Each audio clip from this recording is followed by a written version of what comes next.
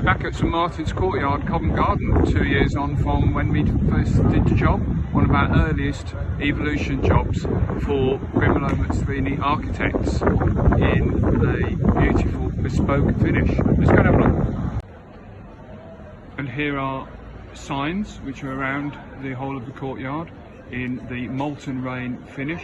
And let's just pan it round and out and up to the main facade. It's there, absolutely gleaming in the summer sun.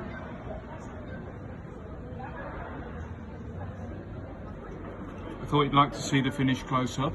And as we scan away, you can see why it's called Molten Rain, and scanning up to the main facade.